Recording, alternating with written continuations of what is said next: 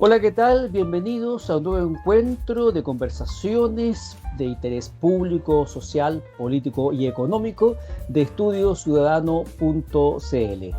Hace ya bastantes semanas estamos conversando con distintos actores públicos, privados, de distintas materias. Estamos hablando con candidatos, porque se nos viene una seguidilla de elecciones populares a partir del año 2021, pero también hemos estado conversando con profesionales, con especialistas, con ciudadanos de a pie, con gente que milita en partidos políticos, que ha militado en partidos políticos o que no milita sencillamente porque su opción es ser absolutamente independiente. ¿Y de qué estamos hablando con todas estas personas? Pues bien, de la contingencia pública, de aquellos temas que a veces precisamente los medios tradicionales no son bien ni adecuadamente tratados y que acá en estudiociudadano.cl queremos aportar a estos temas, a estos diálogos, porque son realmente importantes. Sobre todo, estimados amigos y amigas, cuando aquellos temas son un poquito complicados, áridos, la gente no los entiende. El 25 de octubre de este año 2020, el país tomó una decisión democrática. Nos puede gustar, no nos puede gustar, pero es una decisión democrática.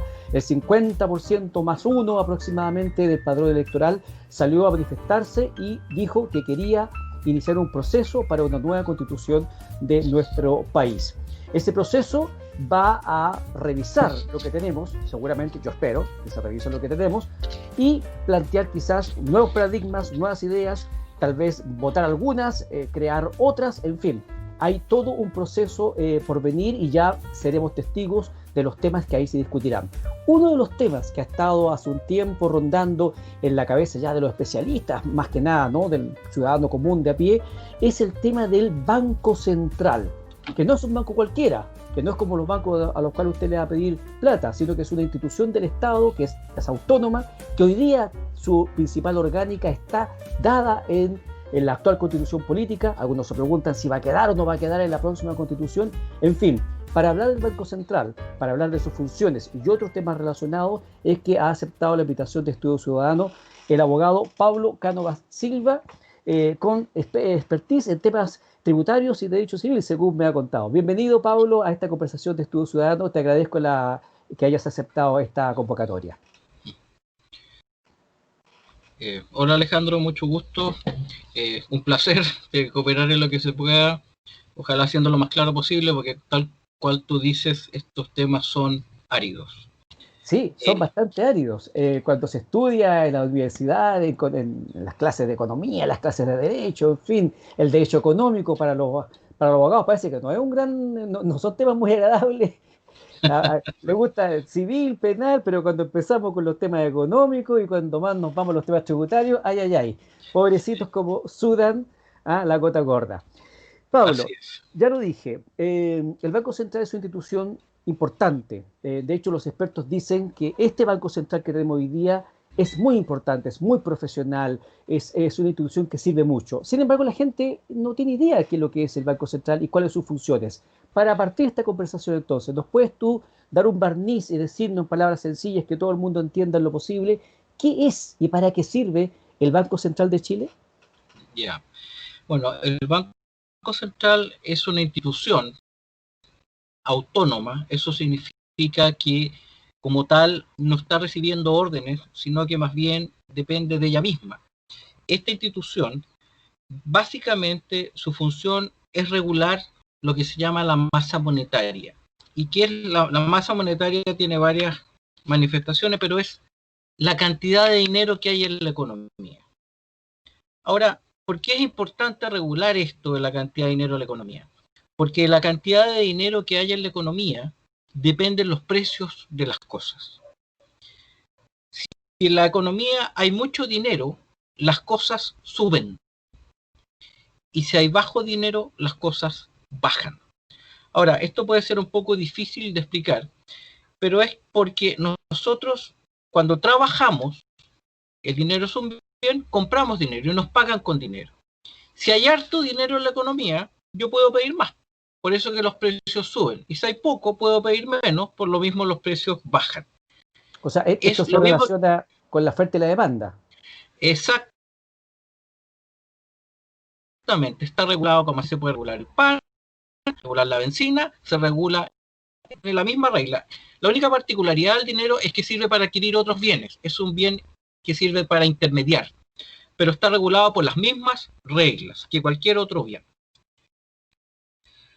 Ahora, tú mencionaste, dijiste, el Banco Central no es un banco al cual uno puede ir a pedir un préstamo.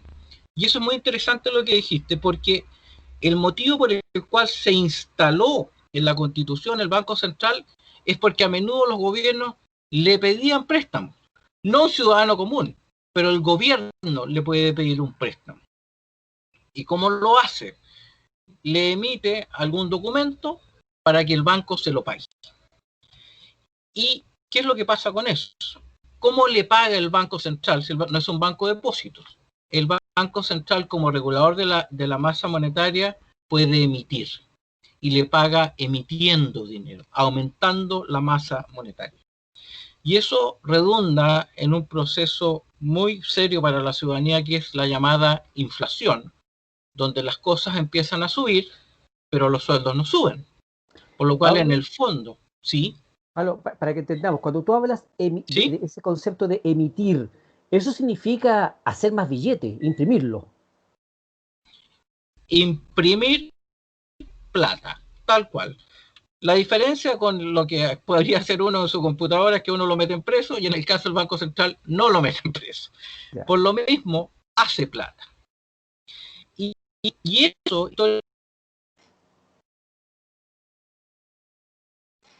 los gobiernos les faltaba para algo porque habían gastado más de lo que tenían. La fuente de ingreso de los gobiernos son los impuestos, pero muchas veces se pasan. Entonces, ¿qué hacían? Iban al Banco Central y le decían, oiga, hágame unos billetitos. Y con eso pagaban. Y generaban inflación. ¿Qué significa esto? Significa que el Estado puede gastar más, porque los ciudadanos pueden comprar menos. Porque lo que el Estado está gastando más en esos billetes que imprimió es poder adquisitivo que perdió la gente porque su plata vale menos, porque va a haber más plata en la economía. Entonces, por lo mismo, se determinó quitarle ese poder a los gobiernos y que pasaron a instancias técnicas. Y por eso en la actual Constitución se generó este organismo autónomo cuyos criterios tenían que ser técnicos. Y la experiencia ha sido buena, ha sido una buena experiencia. Por lo cual, viniendo una nueva Constitución, no sería aconsejable, por lo menos desde un punto de vista técnico, el modificar esa autonomía. Porque esto es tan importante en el funcionamiento de la economía de un país que hay países que se han ido a la ruina por mal manejo monetario. Hoy en día se cita mucho el ejemplo de Venezuela, pero hay ejemplos históricos en Alemania, en muchos países del mundo que los gobiernos se pusieron a imprimir y finalmente provocaron un desastre económico inimaginable. Porque aquí entra otro tema, la inflación. ¿Cuál es el problema que tiene la inflación? Porque mucha gente a veces dice, bueno, pero ¿cuál es el problema que suban los precios? Si suban los precios, subimos los sueldos también y bueno, empieza a subir todo junto. El problema es que cuando suben los precios, la gente no puede empezar a cobrar por lo que cobra. Por ejemplo, un empleado, un obrero, no puede decirle, oiga, me subió el triple el pan, súbame el triple el sueldo. No lo puede hacer porque la empresa no le puede cubrir eso. Entonces la gente empieza a cada vez encontrarse con menos dinero y eso, por supuesto, es una situación sumamente angustiante. Pero el que tiene un poco más de dinero se va a refugiar en una moneda fuerte. Va a comprar dólares, euros, oro, lo que sea, para poder enfrentar este cambio en los valores de las cosas. ¿Y qué es lo que sucede? Recursos que se podrían usar en cosas productivas se están usando en cosas para guardar y enfrentar este cambio inflacionario. Es decir, todo el sistema de asignación de recursos que tiene la economía es alterado y eventualmente la experiencia ha sido que muchas empresas empiezan a quebrar, sencillamente porque no pueden enfrentar esta situación económica de alza y alzas de precios, no pueden pagar los insumos y terminan en un desastre. Pablo, por lo mismo, sí. Antes de que continúes con esta parte del relato, solamente quiero hacer una regresión respecto de cómo garantizar la autonomía del Banco Central. ¿Cómo se hace hoy día en Chile para evitar precisamente esta intromisión del gobierno de turno en las decisiones técnicas del Banco Central? Por ejemplo, sé que el Banco Central tiene un directorio y hay un presidente. ¿Cómo se elige este directorio? Porque al fin y al Bueno, cabo alguien lo tiene que elegir y más tarde que temprano alguien pasa la cuenta, el que elige dirige, de alguna manera. bueno, hoy en día, por supuesto, estos organismos están vinculados al Ejecutivo, los designa el presidente de la República. Ahora, no me acuerdo 100%, tengo entendido que hoy en día es incluso con la aprobación del Senado. Pero lo más importante es que ese funcionario, sea como sea designado, una vez que llegó ahí, nadie puede meterle mano ni darle órdenes. Eso es lo más importante.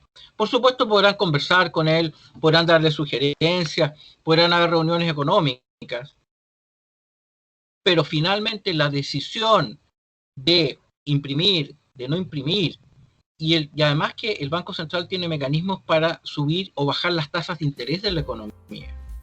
Porque el Banco Central tiene además depositado lo que se llama los encajes de los bancos. Los bancos comerciales tienen que tener determinada cantidad de dinero para poder responder frente a las personas que tengan depositado en el banco.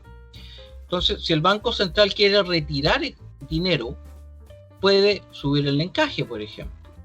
Y con eso saca dinero de la economía, ya va a haber menos dinero, el dinero va a ser más caro, va a subir las tasas de interés, si le interesa contraerlo, o puede tirar dinero y va a haber más dinero y van a bajar las tasas de interés. Entonces, esas decisiones tienen que ser técnicas, porque lamentablemente la experiencia ha sido que cuando se politizan, porque es muy tentador para un gobierno, para un sector político, empezar a imprimir dinero. Imagínense cualquiera de nosotros que pudiese imprimir dinero. ¿Cómo no va a ser una tentación tener la maquinita ahí y el día de mañana empezar hoy voy a cambiar el auto, bueno, imprimo unos millones y voy y lo cambio? De hecho, bueno, ese es un delito, pero en el caso del Banco Central no. Entonces, y así es como uno empieza, y eso es sumamente serio y lo terminan pagando los sectores más pobres. Claro, y así es como uno puede observar cuando ve las noticias de países extranjeros que de pronto dicen, oye, va a pagar el pasaje de la micro y paga con un montón de billetes porque el billete ya no vale nada. Efectivamente. Y de hecho, fíjate que las altas inflaciones del mundo, en Alemania, al principio de la Primera Guerra, que se produjo una inflación, la gente le pagaban y corría a la panadería a comprar pan, porque desde el momento en que había recibido el dinero y llegaba a la panadería, ya había subido el precio. Entonces la gente empieza a vivir desesperadamente. Bueno, y hemos escuchado recientemente procesos inflacionarios fuertes en Venezuela, el caso que tú acabas de mencionar. En Argentina está habiendo un proceso inflacionario y son procesos sumamente dañinos, sobre todo para los sectores más necesitados de la población. Así que la autonomía es muy recomendable. Tú has mencionado que una de las funciones o una de los efectos que tiene la labor del Banco Central tiene que ver con la inflación. Y tú has dicho que si se hace más billete, esto hace que los precios se pongan más altos, más caros, porque el billete, al haber en exceso, pierde valor.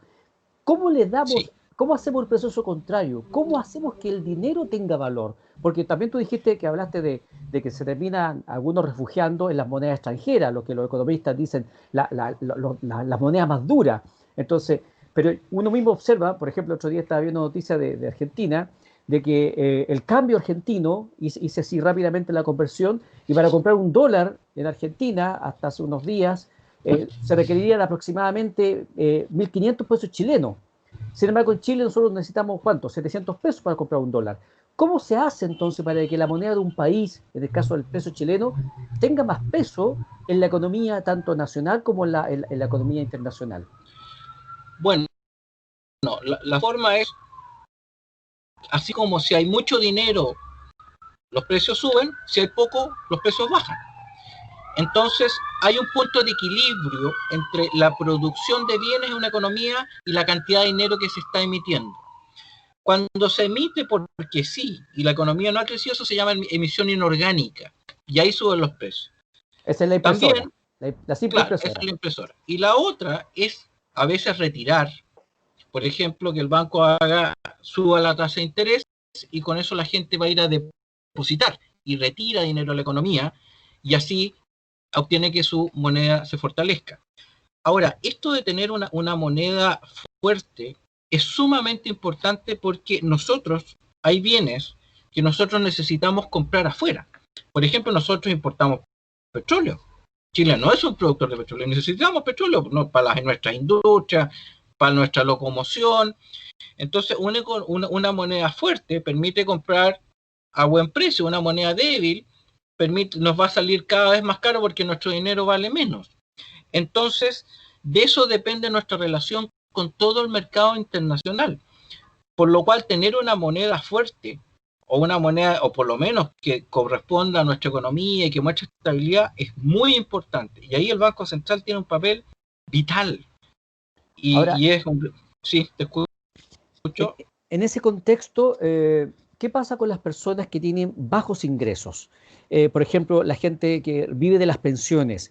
Cuando hay estas alzas o estas bajas de la inflación, cuando hay todos estos movimientos que tú has mencionado que puede hacer el Banco Central, que puede, por ejemplo, sacar dinero del mercado para que este dinero tenga mayor valor.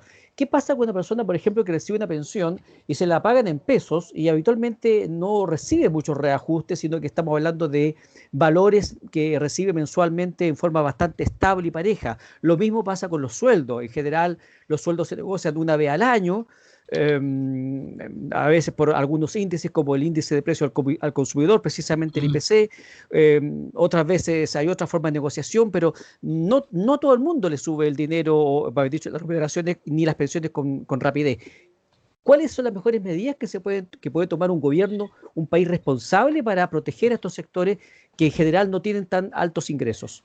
Bueno, primero que le pasa a esa gente entra a menudo fase de desesperación, porque sencillamente cada vez gana la misma cantidad, supongamos una pensión de 300.000, y cada vez compra menos y no tiene cómo tener más dinero. Son los sectores que más sufren esta situación, porque alguien que gana, no sé, 2, 3 millones podrá comprar dólares y podrá enfrentar esta situación. Ese es un problema. Ahora, ¿qué tiene que hacer el banco? El gobierno. Los gobiernos tienen que ser responsables, tienen que preocuparse de que el valor del dinero corresponda a lo que la economía está produciendo de verdad y no jugar con estos instrumentos, porque estos instrumentos son pan para hoy y hambre para mañana. Y el hambre llega rápido. Hay economías que en 6 meses se han deteriorado enormemente porque el gobierno se tentó y empezó a otorgar beneficios sociales y empezó a tirar plata. Claro, la gente al principio está feliz, dice, mira, me empezó a llegar este beneficio, y de repente empieza por el otro lado a subir los precios, y se da cuenta que el beneficio se hizo agua y no A, sirvió para nada y quedó peor que antes. a propósito de lo mismo, Pablo, ayer se acaba de dar a conocer la cifra del IPC, 0,7%, lo cual eleva el IPC anual sobre el 2, y tanto por ciento. ¿Qué te parece, mirándolo ahora en retrospectiva, qué te pareció la decisión del país, porque no fue una decisión del gobierno, fue una decisión del país, de haber sacado el mal llamado 10% de la AFP, porque en realidad digo 10%, porque en realidad para algunas personas representó el 25%, para otros representó el 30%, eso de 10% es bien engañoso. Cuando uno ve de pronto que la principal justificación que se decía era que había gente que la estaba pasando muy mal, gente que estaba pasando hambre, que no dudo que tiene que haber habido gente con ese tipo de problemas. Sin embargo, vimos, por ejemplo, que subieron los precios de los televisores porque hubo una tremenda demanda de televisores. Hay supermercados, tiendas donde los televisores y otros electrodomésticos se acabaron. ¿Qué opinión te merece a ti uno, haber sacado el 10%, y dos, que el efecto que eso parece que ha tenido en la economía. A ver, hay que, primero, el tema esto de la gente, que había personas desesperadas, yo creo que había un sector que eso era real. Y haber ayudado a esa gente me parece bien. Ahora se hizo el proceso y efectivamente movió la economía, porque nuestra economía estaba contraída, porque aparte de lo que se sumó al problema de las protestas, se sumó la pandemia, que produjo una contracción enorme. Ahora, me parece que volver a hacerlo y volver a hacerlo finalmente va a producir un efecto muy adverso sobre las pensiones, y yo creo que mucha gente en 20, 30 años le va a faltar ese 10%, y ahora se está hablando de un segundo retiro de un 20%, y eso es las situaciones de pan para hoy, hambre para mañana. Ahora, yo entiendo que alguien que está desesperado diga, bueno, ya me las arreglaré, pero hay que tener presente, yo creo que ahí la observación de que hizo en su momento el ministro de Hacienda, decir, oiga, esto va a redundar en las pensiones futuras, eso es real, y quizás ahí, ya cuando la persona no tenga la fuerza para trabajar con el mismo ahínco, se va a topar con que tiene menos dinero. Así que es una decisión que una vez me parece bien, la segunda ya me está pareciendo peligrosa, y una tercera puede ser demoledora para las pensiones futuras. Así que... Pablo, una de las cosas que se le ha criticado a este sistema de pensiones, bueno, hay muchas cosas que se pueden criticar, pero una de las cuestiones prácticas, por decirlo así, que la gente ve, observa, es que las familias pasan por distintos ciclos de altos y bajos, y que cuando está en los bajos, quisiera echar mano a estos fondos provisionales, a estos dineros para distintos objetivos, y no puede y no tiene forma de financiar ciertas situaciones que está viviendo. Se han puesto ejemplos, te los voy a dar más o menos, que son los ejemplos más llamativos. El caso, por ejemplo, de la persona que tiene una enfermedad grave, no terminal, pero grave, y que requiere una atención médica. Entonces esta persona dice, oye, si yo no me atiendo, no tengo los medios para pagar esto, entonces me muero. Y algo que era una enfermedad grave termina siendo una enfermedad terminal. Otros casos de personas que dicen, oye, yo quiero comprarme una casa, o quiero comprarme una segunda casa. Todos sabemos que el negocio inmobiliario es bastante interesante en términos generales. Invertir en inmuebles en general es bastante, siempre es bueno. Y alguien podría decir, oye, yo estoy en la mitad de mi vida, llevo ya 20 años trabajando, tengo un ahorro previsional, quiero justamente solidificar mi vida, y quiero adquirir una segunda casa, que además el día de mañana esa segunda casa puede significar un ingreso para mí. ¿No sería conveniente, Pablo, de acuerdo a tu experiencia y conocimiento, que en un modelo, en una reforma del sistema de pensiones, que claramente hay que reformarlo porque se está cayendo, o alguien quiere, o algunos quieren destruirlo, ¿no sería bueno que el sistema tuviera este tipo de flexibilidades, por ejemplo? Bueno, me parece que todos son dignos de estudio. El primer problema sería dónde fijamos el límite. Por ejemplo,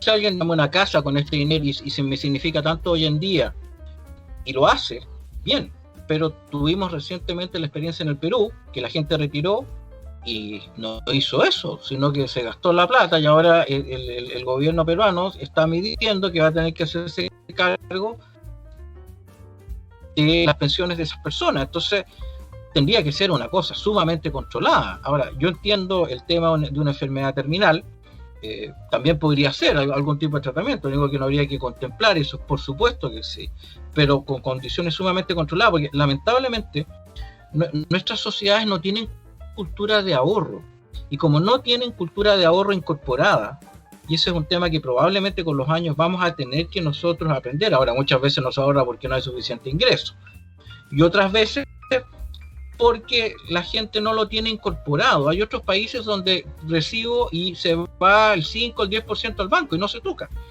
o a inversiones o a lo que sea. Entonces el ahorro forzoso es el mecanismo que tienen los países, porque resulta que en un momento llega la gente, no puede seguir trabajando, claro, y el país, la gente lo presiona, además que cada vez la gente está viviendo más y exige más. Y hoy en día Mínimo una persona tiene incorporado que va a llegar a los 70, 80 años.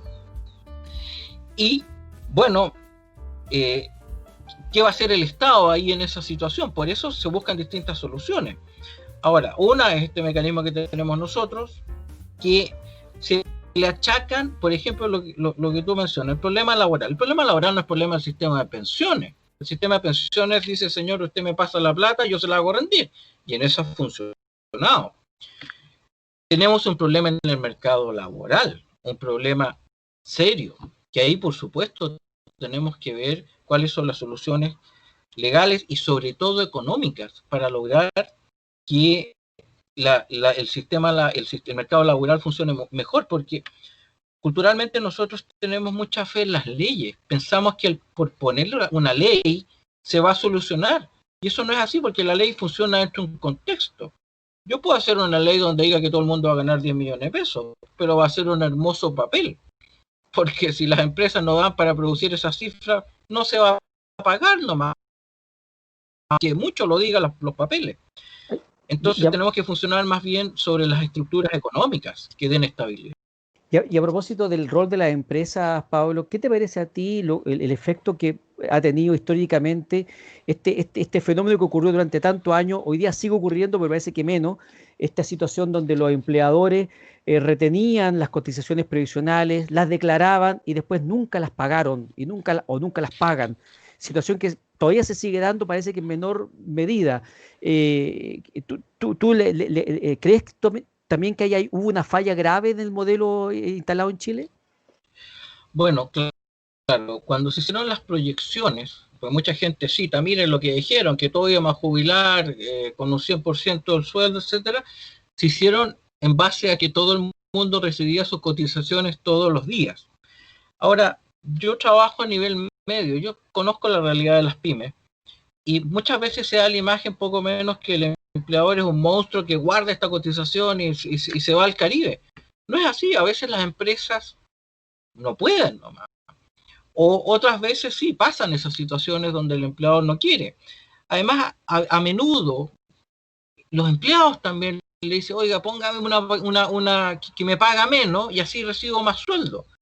Ese empleado también no tiene conciencia de que lo va a pagar en una menor pensión. Entonces hay un tema cultural que es culpa, por supuesto, de nuestra sociedad y sobre todo de las AFP. Las AFP nunca se han preocupado de educar, señor, ahorre, señor, que le coticen por lo que usted gane. Ahora, los empleadores también, por supuesto, cuando hay abusos, evidentemente tienen que recibir las sanciones del caso. Pero la situación de las pymes también es bastante inestable, porque una cosa es una empresa como Codelco, las mineras o las grandes fruteras, pero la gran mayoría de las empresas en Chile son pymes y que muchas veces que no están con grandes utilidades. Y también hay a veces, y eso es real, hay que decirlo, hay una cultura a veces de abuso, que también es algo que tenemos que enfrentar como cultura. O sea, Y por supuesto denunciarlo. Estamos hablando también de situaciones bien particulares, como por ejemplo el caso de los garzones, que habitualmente tienen un contrato, si es que lo tienen, por el mínimo, y en circunstancias que el grueso o la mayor cantidad de sus ingresos proviene de las propinas, que las propinas pueden duplicar o triplicar el sueldo mínimo, y sin embargo esas propinas no pasan por ningún registro, no hay cotización respecto de eso, entonces esa persona tampoco guarda de ese dinero, lo hace todo ganancia, lo hace todo gasto. O, por ejemplo, el caso de los colectiveros, los choferes de taxis colectivos, que tampoco tienen un sistema de ahorro previsional y que han sido precisamente de los grupos más afectados a propósito de la pandemia. ¿Qué se puede hacer con ese tipo de personas, Pablo, que no cotizan y que parece que no tienen la disciplina de cotizar? Bueno, yo creo que lo primero es enseñar en los colegios cultura financiera. He leído estudios,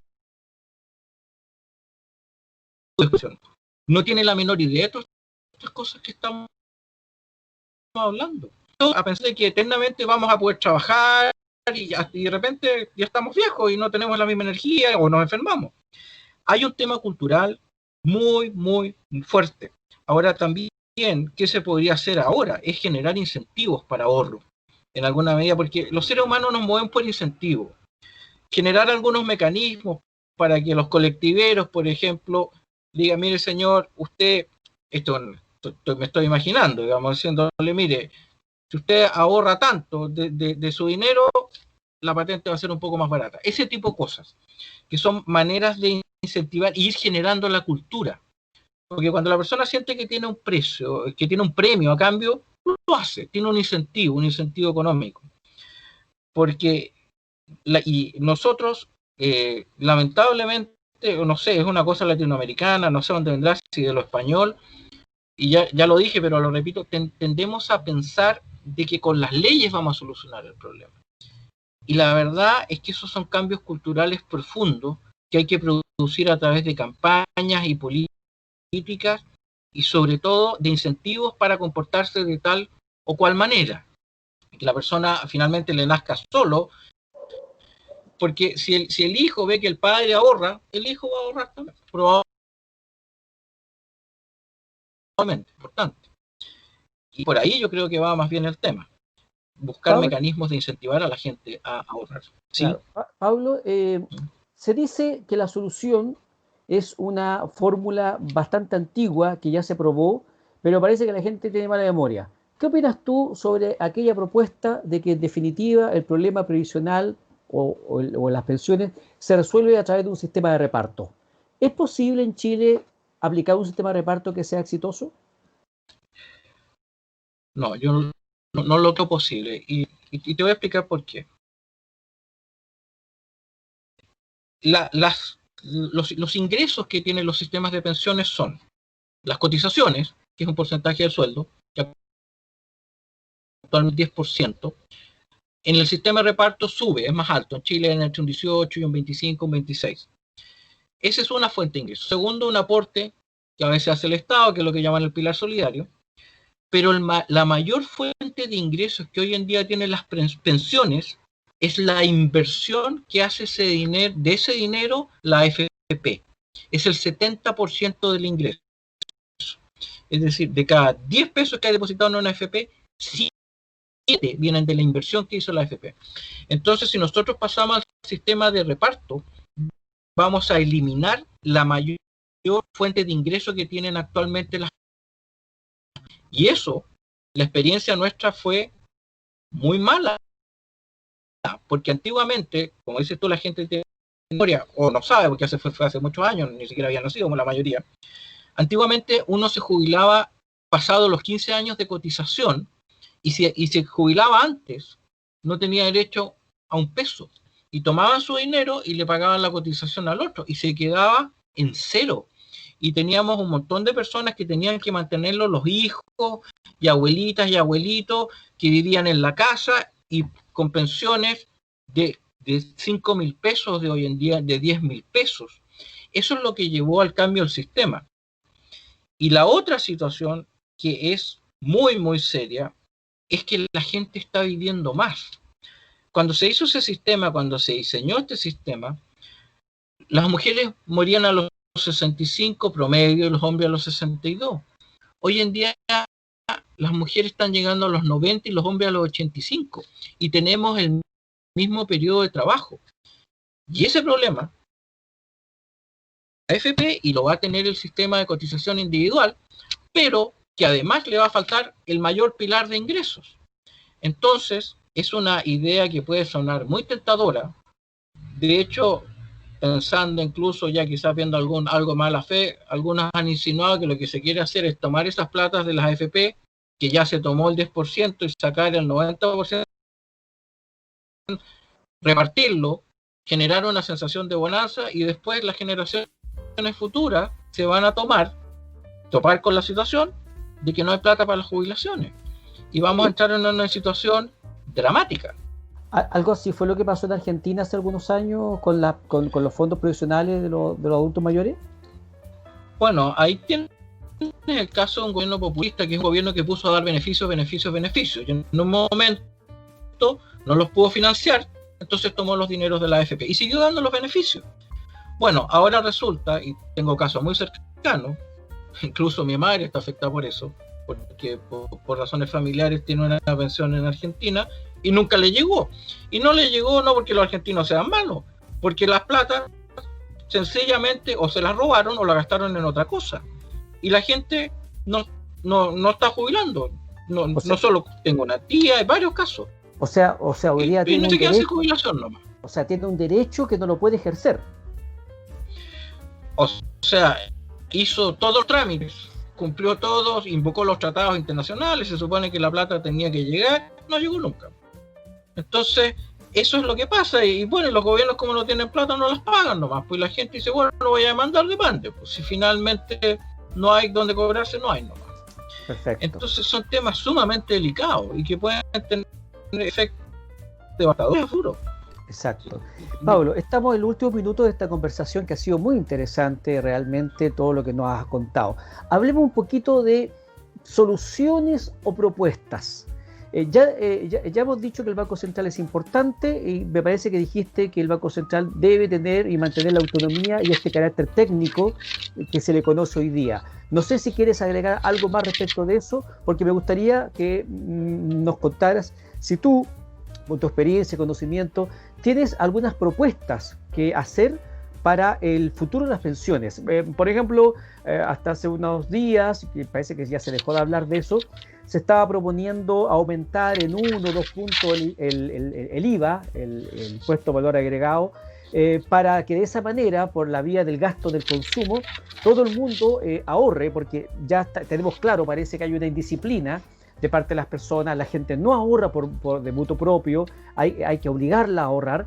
Entonces algunos decían, mira, ya que todo el mundo consume, ya que todo el mundo gasta, ¿qué les parece si le ponemos 1 o 2 puntos más al IVA? Y esos 2 puntos más del IVA, esa recaudación, va entonces a los sistemas de pensión o sistemas previsionales. ¿Qué propuestas crees tú que se pueden hacer en vista de este diálogo que lamentablemente se ha extendido durante mucho tiempo y vaya a saber cuánto tiempo más vamos a estar hablando de esto antes de tomar una decisión? Así que sería bueno que la gente que sabe algo más que uno pueda dar algunas propuestas, ¿no? Bueno, mira, la primera cosa, tú acabas de dar un punto clave, has dicho, y que ahora se están preocupando. Este fue un problema que siempre se supo que venía, pero el sector político no le dio importancia y ahora reventó en la cara. Entonces, claro, estamos frente a situaciones como esa. Puede ser una buena idea si efectivamente se toma ese 1%, que es cualquier cantidad de plata, y se destina a las pensiones, porque al final es el mismo dinero que se está sacando por otro lado. En vez de subir la cotización, subo el IVA, válido.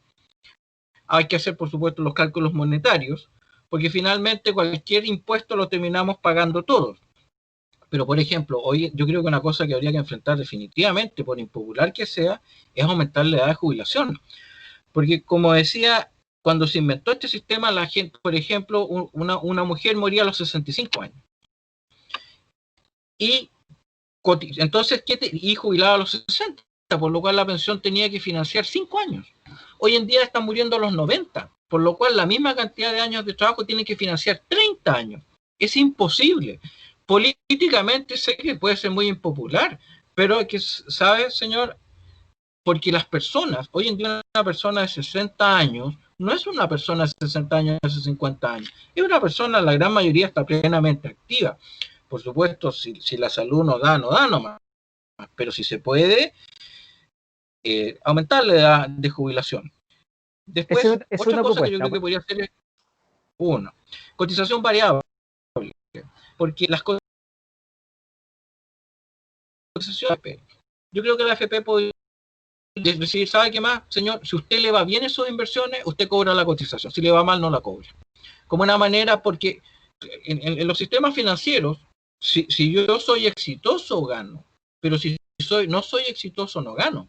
Entonces también esa podría ser una manera para ponerle más incentivo a la AFP, decirle, oiga, trate de sacarle el mayor rendimiento posible a estos dineros que usted está recibiendo. Y no es que la AFP no lo hayan hecho mal, pero podría ser una manera de decirle, oiga, ¿sabe qué más?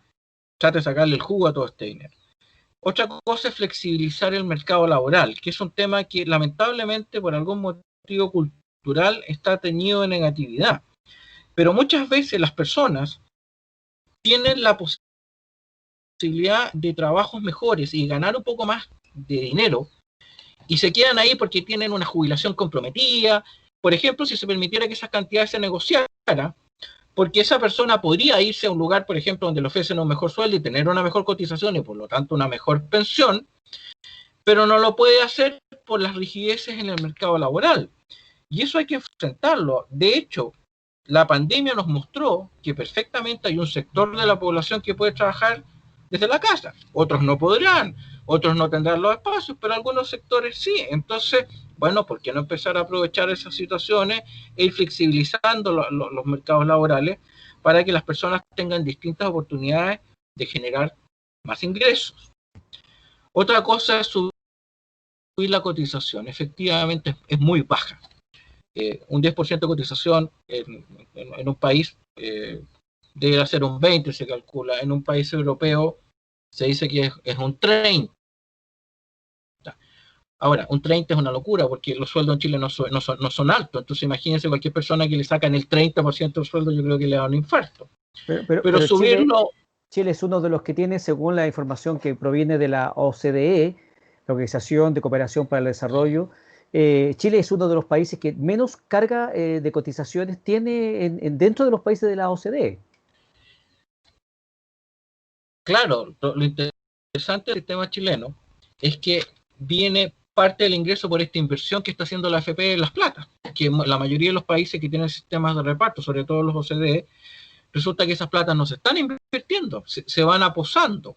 Por eso se dice que eso es una pirámide que funciona en la medida en que hay, la pirámide funciona en la medida que hay muchos jóvenes trabajando y pocos viejos. Pero hoy en día nuestra población se está envejeciendo y hay cada vez menos jóvenes trabajando. Hoy en día tenemos por cada 4 jóvenes trabajando un jubilado. Se calcula que en 20 y 30 años más van a ser un jubilado por cada 2 jóvenes trabajando. ¿Y cómo mantenemos ese jubilado? ¿Significa que esos jóvenes van a tener que poner el 30-40% de su sueldo para mantener ese señor? Imagínense lo que es un joven que está empezando a trabajar y dice, oye, le vamos a sacar un 30% para financiar a otra persona. Se va a querer morir. O sea, yo creo que se va a producir una rebelión. Ni van a querer, lo van a aprender más sencillamente, no van a andar con pistola. Entonces, el tema es que se puede subir, no probablemente a los niveles OCDE, por este otro pilar. Ahora, si se elimina el pilar de la inversión, claro que van a tener que subir las cotizaciones a los niveles europeos.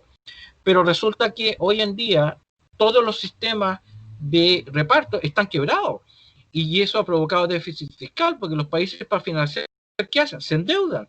Y eso es lo que le pasó a Chile en la historia. Si uno examina uno de los problemas que tenían las pensiones en Chile, era déficit fiscal. ¿Y cómo lo arreglaban? Endeudándose o emitiendo, y era inflación, por lo cual las famosas pensiones valían cada vez menos y era un desastre.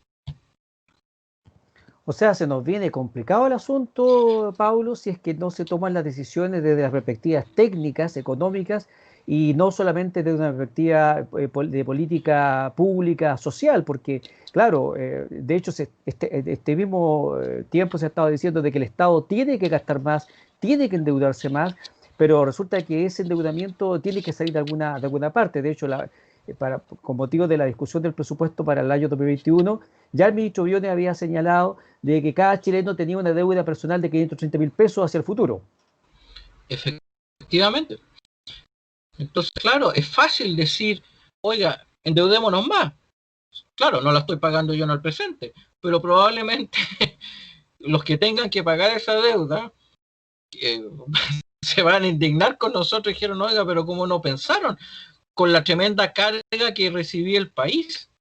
Entonces, cuando un país quiere proyectarse y quiere pensar en generaciones y no en elecciones, como dicen a menudo, tiene que mantener políticas serias y estables en el tiempo. Si no, es la eterna tragedia de los países subdesarrollados, que viven una montaña rusa de algunas alzas y bajas, y nunca llega el ansiado desarrollo. Y eso se obtiene con tiempo, estabilidad, trabajo serio, honesto, y es la única manera, si no hay otra, el resto es quimera. Un tremendo, tremendo tema, Pablo. Te quiero agradecer la posibilidad que he tenido de conversar contigo y examinar someramente estas materias que son extremadamente interesantes. Yo creo que vamos a tener que volver a hablar y ver más en detalle algunos puntos que hemos hablado, pero creo que hoy día las personas que nos han escuchado y nos han visto, les ha quedado un poquito más claro de que hay ciertas cuestiones que son súper importantes y que no pueden dejarse solamente a la pasión de la discusión política, por muy bien intencionado que pueda haber de parte de algún político de decir, oye, quiero ir en ayuda de los sectores más pobres, pero parece que solamente haciendo billetitos o tirando plata para la calle no es suficiente. ¿Algún mensaje final, Pablo, que tú quisieras dar, no sé, al país, a la clase política, a los que tienen que tomar decisiones, a los próximos constituyentes, para poder enfrentar mejor lo que se nos viene? Yo lo único que aconsejaría es que hay cosas que son deseos, pero que lamentablemente chocan con la realidad económica, por lo cual sería muy bueno que esos deseos vayan con apoyos técnicos, que los que sean constituyentes se apoyen en técnicos, porque si no vamos a tener una constitución llena de hermosos derechos, pero que no se van a cumplir. Exactamente, ese puede ser un riesgo real que podemos correr si no hacemos las cosas con los pies sobre el suelo, con la cabeza arriba, pero con los pies en el suelo para hacer las cosas correctamente. Pablo Cánovas Silva, abogado con especialidad en temas tributarios y de derecho civil, me ha acompañado en esta grata conversación de los podcasts y entrevistas de estudiociudadano.cl en esta semana. Les hago la invitación a todos los amigos y amigas que nos siguen para que se suscriban a www.estudiociudadano.cl, el sitio oficial, que nos sigan a través de las redes sociales. Estamos en Twitter, estamos también en YouTube y en Instagram y Facebook, y también estamos poniendo todos los podcasts de estas conversaciones, de estas entrevistas videograbadas en la plataforma soundcloud.com e iVoox.com. Pablo, te agradezco mucho la ocasión, te dejo invitado para que conversemos sobre esta materia, especialmente durante el proceso constituyente. Yo creo que ahí van a salir muchas cosas que van a ser de discusión pública y que sería bueno tal vez que nosotros lo conversáramos acá, a ver si aportamos un poquito desde este espacio llamado estudiociudadano.cl. Te agradezco la aceptación de la convocatoria, Pablo, y a ustedes, amigos de Estudio Ciudadano, los invito a una conversación similar a esta, así de interesante, la próxima semana, Dios mediante.